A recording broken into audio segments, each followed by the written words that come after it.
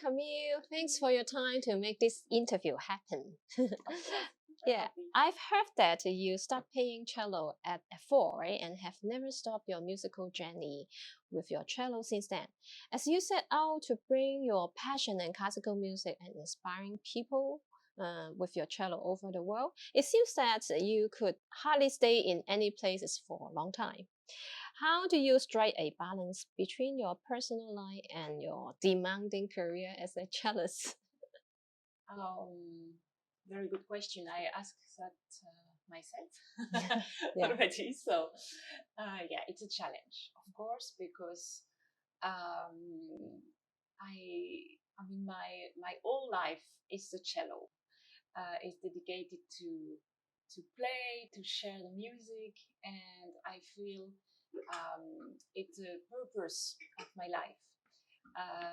But yeah, of course, it's also very important to have a balance with a private life. So um, for me, it's especially a challenge because I can never stop thinking about the music. So yeah, I work on it. If you could choose again, Yeah. would you still prefer the touring around? Yes. Okay. Yes, it's a wonderful life. It's not a common life. Like I don't have office hours and weekends, but I think it's a big life because I have the chance to share this wonderful message of the music, this beauty and the message of hope that it carries. So, and all over the world. What is very touching is that everywhere I play, the music is touching the people because it's something that doesn't need words. It can be understood by everyone because it just speaks directly to the heart. And yeah, it's absolutely wonderful actually to play all over the world and to play this wonderful music. Indeed, agree. Mm, okay, you have a very busy touring schedule, and you came to Hong Kong because of Premium Performance invitation. We are really glad that you can share your music with us tomorrow and the 1st of April. Yes. Yeah. Okay, is this your first time working with Premium? How did they find you? And was there a story behind the collaboration? Yes, actually, it's a premiere performance, literally, because I never performed in Hong Kong. Mm. So it's really my debut, and the first time also I visit Hong Kong. So I'm so excited to to get to know this amazing city, to play for the people here. And actually, this concert was supposed to happen already 2 years ago, Oh, and was already postponed 2 times. So yeah, the COVID. I'm maybe even more happy to be Yeah, the here that delayed. it's finally happened. Mhm. Okay. When Premium contacted you, did they send you a request for what pieces to play, or were you able to choose your own program for the recital? Yes, of course. I was able to choose repertoire, and it's very important. I think to choose pieces that you deeply love and that you feel that will also be a good combination with a pianist. And I heard everywhere. I didn't know Rachel before we met actually 2 days ago, but everybody told me she's such a great pianist. Yes, I just heard that. Yes. Your rehearsal, yeah. So I thought, Beautiful. yeah, let's play some pieces where the piano has an amazing part. Pieces that you cannot play with every pianist because, for example, Chopin Introduction Polonaise Brillante, it's so virtuoso and also Grieg and Franck. So actually, the whole program is really a duo. It's really for equal partners, and I'm so happy we do that with Rachel. Yeah. When was your first time visit Asia, both as a cellist and as a tourist? Do you think there is a big difference between the audience in Asia country and those in European and American countries? Yes, there is definitely, I would say, Oh. in every country is different, Mm. and even more in every continent. It's so different. My first time coming, I would say, as a cellist, but I didn't play, was when I had to pick up the Strad in Tokyo from the Nippon Music Foundation. Mm. So they sent me an email saying that they were happy to loan me the Feuermann Stradivarius. Mm. It was in 2019. And so I came a ticket to Tokyo just to pick up the cello, and then I came back. So I stayed only a few hours. That was a really first visit and very, very intense and short. Yeah, very short. Very, very short. And then, then actually I had many concerts that were cancelled due to COVID, but my first performance in Asia was in Korea Oh, in for Korea. the Tongyeon Music Festival, Mm. and it was 2 years ago. And I played the Fadil Say cello concerto there called Never Give Up. So it was such also beautiful, meaningful piece to play during the pandemic. And yes, since then I visited Japan, and now it's the first time in Hong Kong. Then I will be in Korea again, and there are many plans in Asia.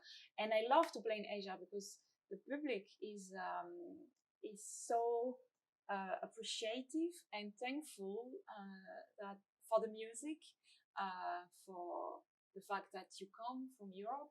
So I feel a big love, a big respect for the music, and also a big knowledge that the people really know about music, and it's very touching. Mm. So yeah, it's always quite extraordinary to come. When you come, which seasons? I'm lucky because in Tongyeon in Korea it was spring. I could see the cherry blossoms tree, and this time also in Japan I had the chance to see Oh, that's them in Tokyo. wonderful. And I was also in Japan last summer, and it was also so beautiful. So Yes. always beautiful. Yes, especially the cherry blossoms. Yes. Very Amazing. lucky, very lucky. Okay, apart from the performance, you also do recordings.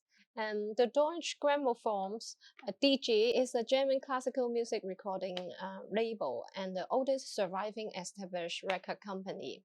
It has been associated with a huge catalog of notable recording from classical to contemporary pieces performed by prestigious musicians.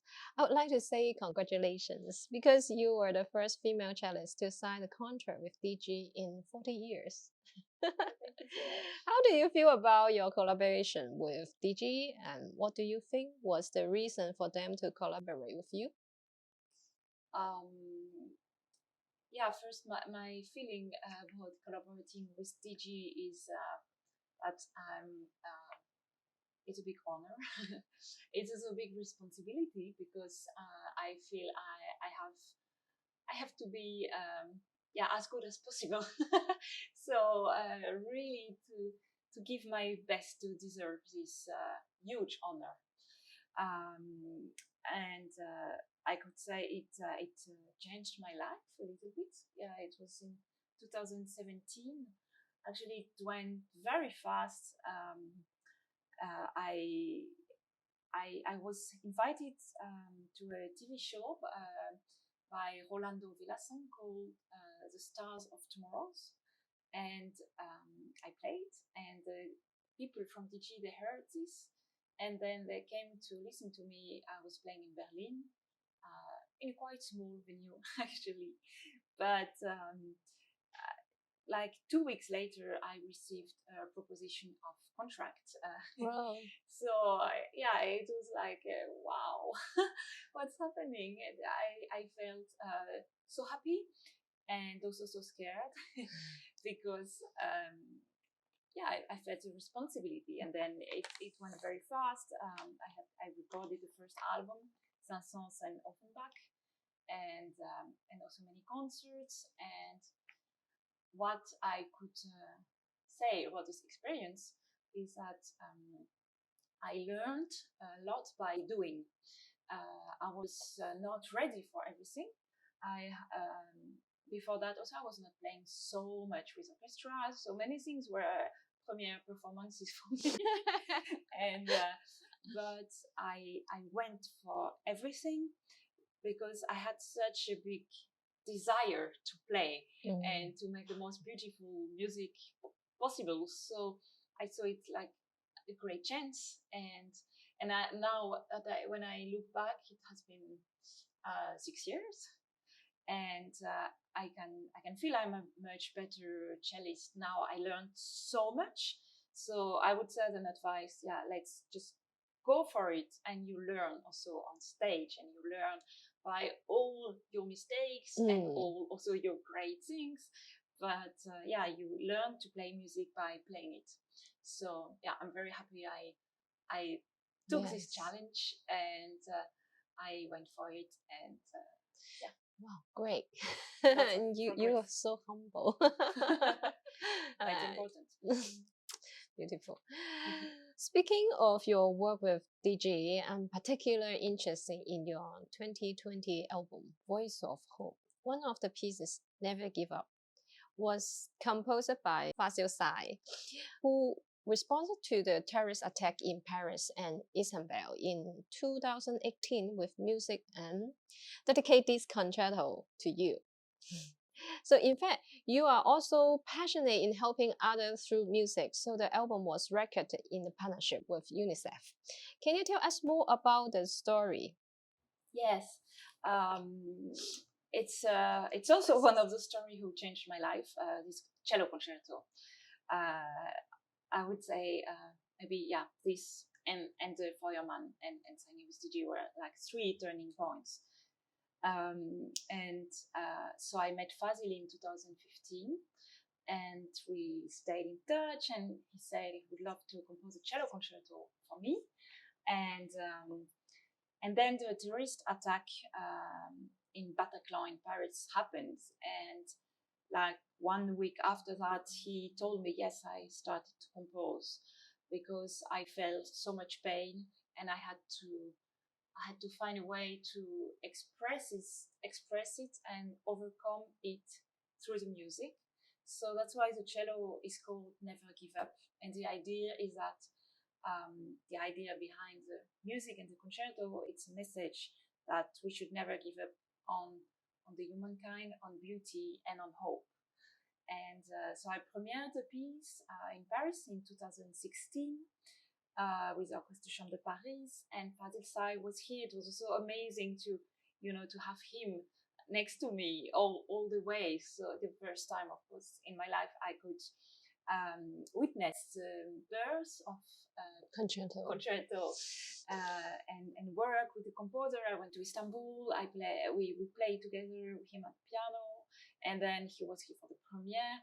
And the people in the audience were literally crying because this piece was speaking about today, about our world, and it was extremely actual, and I felt extremely important, like a very important message. So I decided immediately I want to record this piece, and then I recorded around pieces that are dedicated to peace or that feels very spiritual to me and that are helping the listener to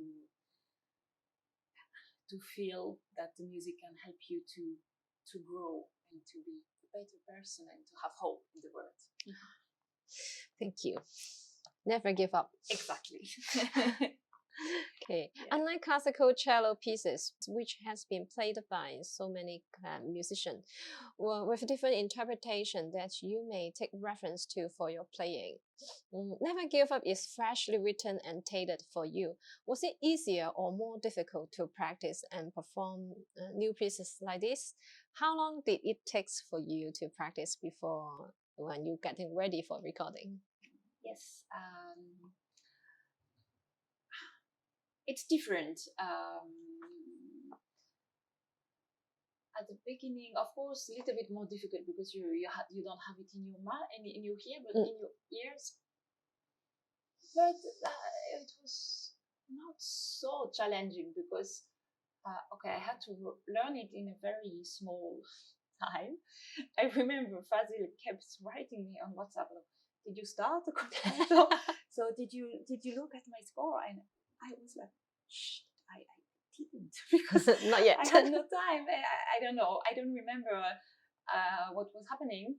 But like maybe like always have many concerts with many different repertoire, and I'm the kind of person that always need to practice the things that I will play.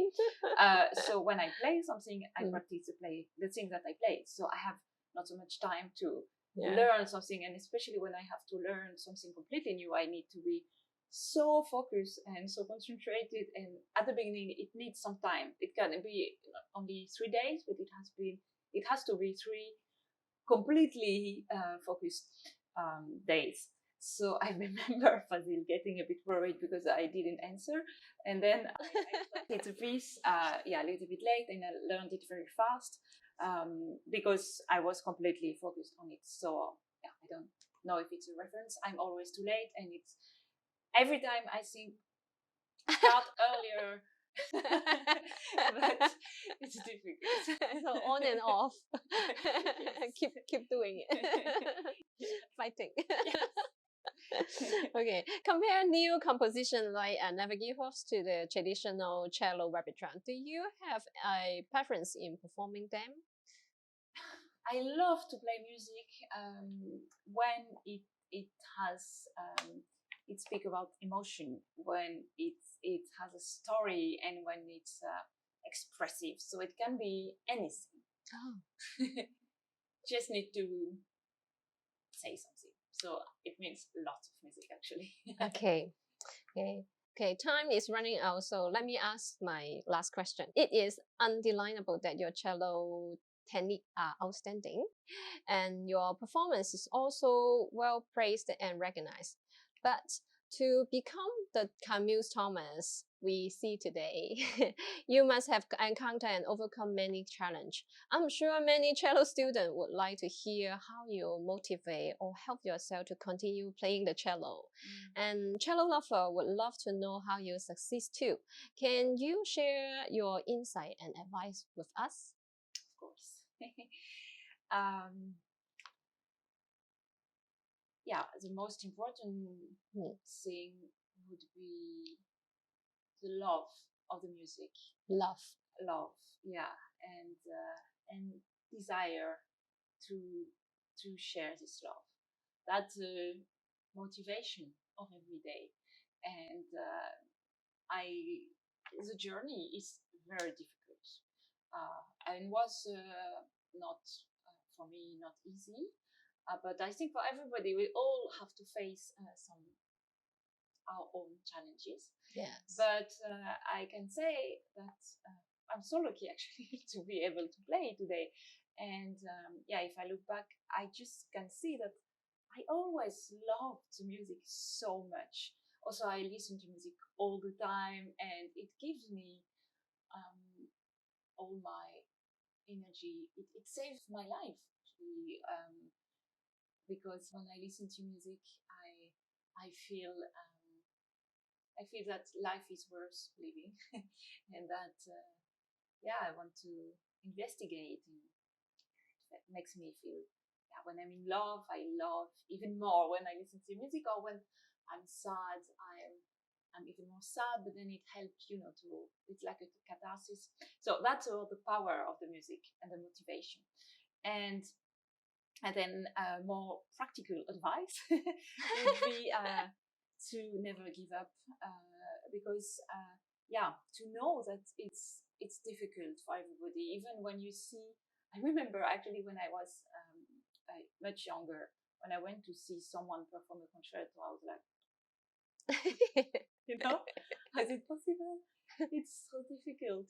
And it's now that I'm doing it, I don't know how, but it's a result of so much work and so much dedication, but also lots of failure.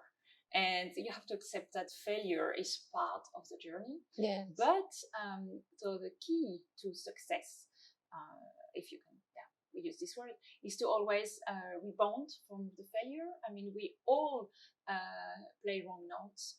We all miss entrance exams. We all don't pass to competition, first rounds, even.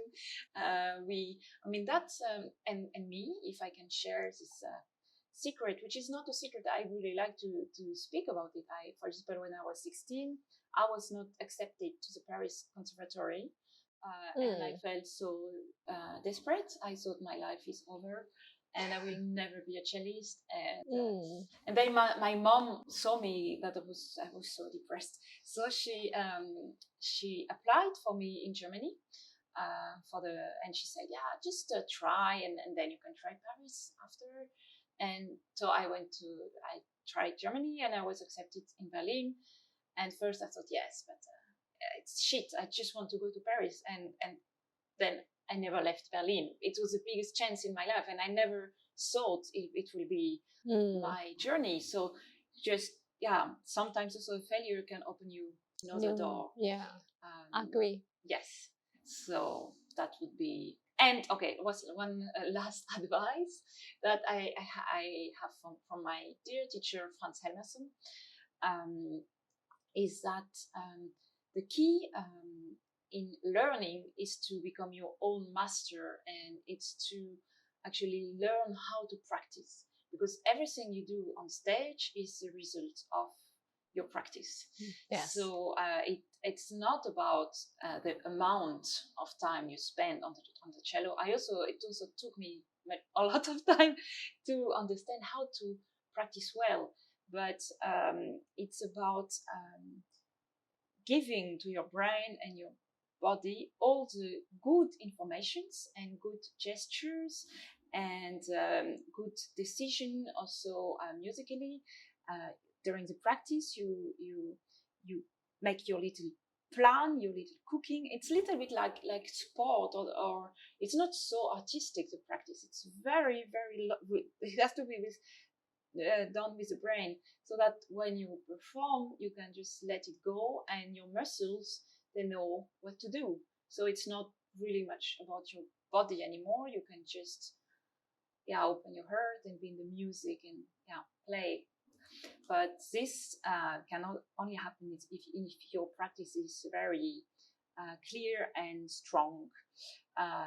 So the most difficult thing is to learn how to practice that well and to become your own master in terms of to hearing yourself and knowing what you want to hear, and also being yourself. Like, not that also one thing I loved about Franz Helmerson. He didn't try to make sound every cellist like he plays, but everybody like own individuals, like to say that you're unique. Everybody is unique. Coco Chanel says that there is no one like you. You are the only one you. So just to know that and to develop your own playing, because this is what will touch people, the sincerity of your playing. So the way is to learn how to practice, become your own master. So thank you very much for your time today to our interview, and then I'm very looking forward to your performance tomorrow. And I hope to see you again in Hong Kong soon and please enjoy the rest of the day in Hong Kong. Thank you. Thank you.